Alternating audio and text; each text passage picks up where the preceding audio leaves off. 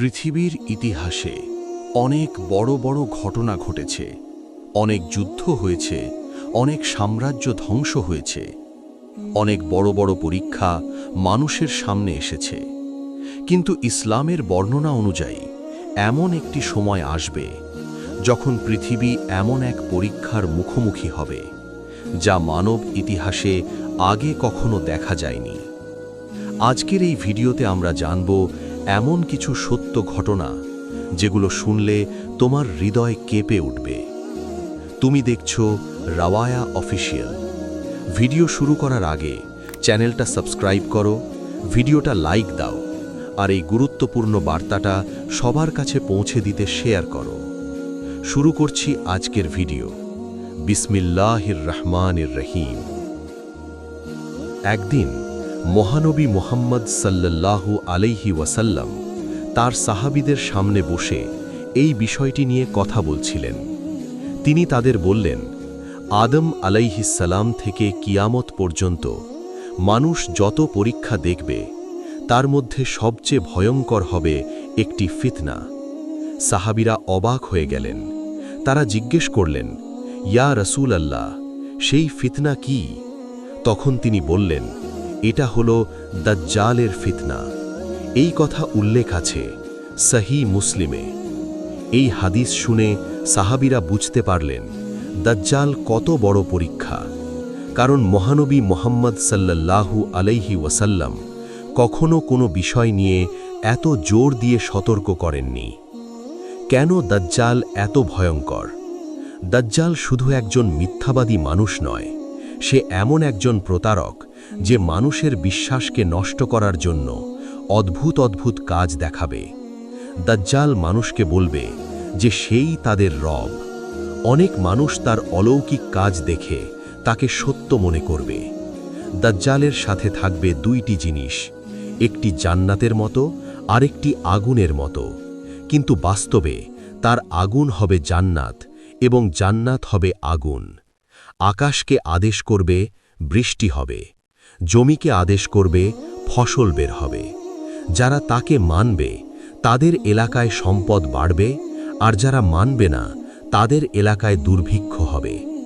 দাজ্জাল একজন মানুষকে হত্যা করে আবার জীবিত করে দেখাবে। এটা দেখে অনেক মানুষ ভাববে সে সত্যিই আল্লাহ। দাজ্জাল খুব দ্রুত পৃথিবী ভ্রমণ করবে, যেমন ঝড়ের সাথে মেঘ দ্রুত চলে যায়। তার সাথে থাকবে খাবার, ধন সম্পদ ও ভাণ্ডার। দুনিয়ার লোভে অনেক মানুষ তার অনুসরণ করবে। মানুষ যখন তাকে দেখবে তখন মনে হবে এই মানুষটির কাছে অস্বাভাবিক ক্ষমতা আছে। এই ঘটনাগুলো উল্লেখ আছে সহিহ মুসলিমের বিভিন্ন বর্ণনায়। কিন্তু একজন সত্যিকারের মুমিন জানে আল্লাহ কখনো মানুষের মতো হতে পারেন না। ইসলামের হাদিসে দাজ্জালের শারীরিক বর্ণনা খুব পরিষ্কারভাবে বলা হয়েছে, যাতে মানুষ তাকে চিনতে পারে। মহানবী মুহাম্মদ সাল্লাল্লাহু আলাইহি ওয়াসাল্লাম দাজ্জালের চেহারার বর্ণনাও দিয়েছেন। তিনি বলেছেন, দাজ্জালের একটি চোখ অন্ধ হবে এবং সেই চোখটি দেখাবে ফুলে থাকা আঙুরের মতো। তার কপালে লেখা থাকবে কাফির, যা প্রত্যেক মুমিন পড়তে পারবে। দাজ্জাল হবে শক্ত ও বড় দেহের মানুষ। তার চুল হবে কোকড়ানো, আর তার চেহারা হবে কিছুটা লালচে রঙের। রাসূল সাল্লাল্লাহু আলাইহি ওয়াসাল্লাম আরও বলেছেন, তোমাদের রব এক চোখ বিশিষ্ট নন, কিন্তু দাজ্জাল এক চোখ বিশিষ্ট। দাজ্জাল পুরো পৃথিবী ঘুরে বেড়াবে, কিন্তু সে মক্কা এবং মদিনাতে ঢুকতে পারবে না। সহিহ আল বুখারী এবং সহিহ মুসলিমে। কিন্তু আশ্চর্যের বিষয় হল, এই লেখা প্রত্যেক মানুষ পড়তে পারবে না। শুধু যারা ঈমানদার তারা এই লেখা পড়তে পারবে। শুধু মহানবী মুহাম্মদ সাল্লাল্লাহু আলাইহি ওয়াসাল্লামই নন, এর আগের নবীরাও তাদের উম্মতকে দাজ্জাল সম্পর্কে সতর্ক করেছেন।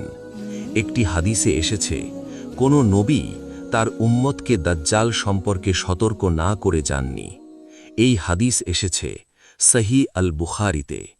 এর মানে হল, পৃথিবীর শুরু থেকেই এই ফিতনার ব্যাপারে সতর্ক করা হয়েছে। পৃথিবীর জন্য বড় পরীক্ষা। যখন দাজ্জাল পৃথিবীতে বের হবে তখন পুরো পৃথিবী একটি বড় পরীক্ষার মধ্যে পড়বে। অনেক মানুষ তার অলৌকিক কাজ দেখে তার অনুসারী হয়ে যাবে। হাদিসে এসেছে, ইস্ফাহান শহরের অনেক ইহুদি দাজ্জালকে অনুসরণ করবে। রসূল সাল্লাল্লাহু আলাইহি ওয়াসাল্লাম বলেছেন, ইস্ফাহানের ৭০,০০০ ইহুদি দাজ্জালকে অনুসরণ করবে। তাদের গায়ে থাকবে সবুজ শাল। সাহি মুসলিম। অনেক মুসলিমও তার অলৌকিক ক্ষমতা দেখে বিভ্রান্ত হবে, কারণ দাজ্জাল বৃষ্টি নামাবে, খাবার দেবে, মৃতকে জীবিত করার মতো ভেলকি দেখাবে। হাদিসে এসেছে, দাজ্জালের ফিতনা এত শক্তিশালী হবে যে অনেক নারী তার অনুসরণ করবে। এমনকি অনেক পুরুষ নিজের স্ত্রী, মা, বোনকে ঘরে বেঁধে রাখবে, যাতে তারা বাইরে গিয়ে দাজ্জালের অনুসরণ না করে।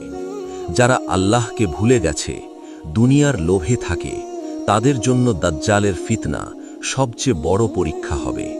কিন্তু যারা সত্যিকারের ঈমানদার, তারা বুঝতে পারবে একজন মানুষ কখনোই আল্লাহ হতে পারে না।